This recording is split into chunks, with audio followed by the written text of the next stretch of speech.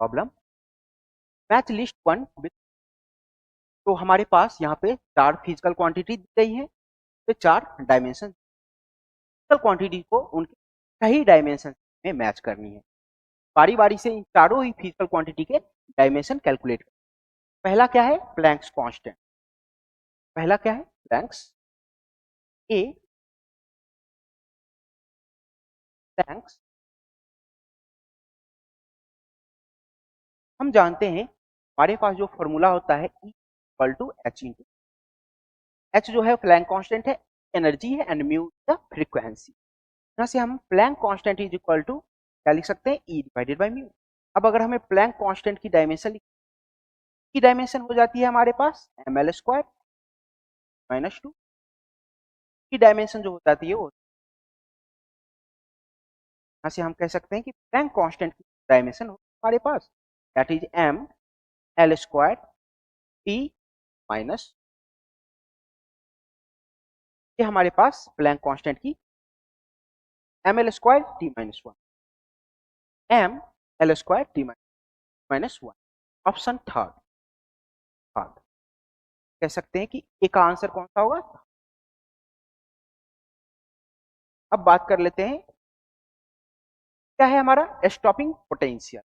तो बच्चों यहाँ पे आपको एक बात समझनी पड़ेगी, ये जो पोटेंशियल है ना, स्टॉपिंग पोटेंशियल क्या है, इस क्वेश्चन को करने के लिए ये आपको समझने की जरूरत नहीं है, सिर्फ आपको पोटेंशियल पे फोकस करना है। चाहे जैसा भी पोटेंशियल, पोटेंशियल तो पोटेंशियल ही है और उसका डायमेंशन तो सेम ही होने वाला है ना।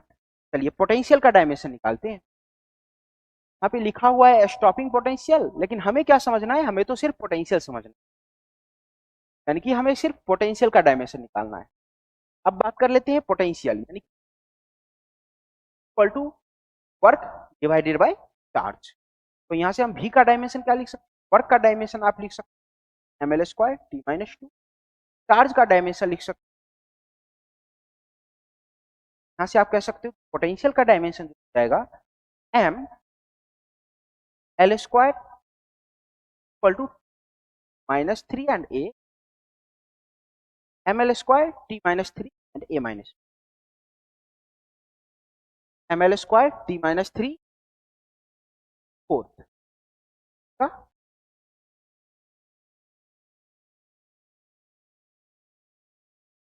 ml square t minus 3 a minus 1। अब हमारे पास नेक्स्ट कौन सा है, वर्क फंक्शन। वर्क फंक्शन देख लेते हैं क्या चीज है वर्क।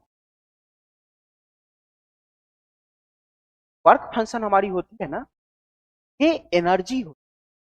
वर्क फंक्शन जो है वो एक एनर्जी है ना, हम कह सकते हैं कि दी nothing but energy.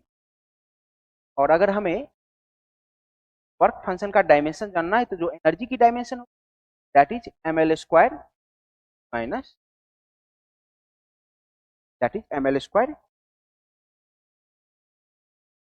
Square t minus 2 1, यानी कि C का की बात कर लेते हैं दैट इज मोमेंटम। देखिए अगर हम बात करें बस बस, अगर हम डी की बात कर लें दैट इज मोमेंटम। तो मोमेंटम इक्वल टू हमें पता है मास इंटू वेलोसिटी हो, तो मोमेंटम का डायमेंशन क्या हो जाएगा एम एल, मोमेंटम का डायमेंशन हमारे पास हो गया एम एल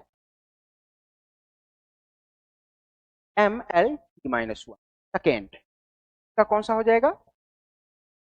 चलिए तो मैच कर लेते हैं, ए का थर्ड, का फोर्थ, का 1 एंड डी का सेकेंड। ऑप्शन बी का राइट आंसर। हमने क्या कॉन्सेप्ट यूज किया है यहाँ पे, principle of homogeneity, principle of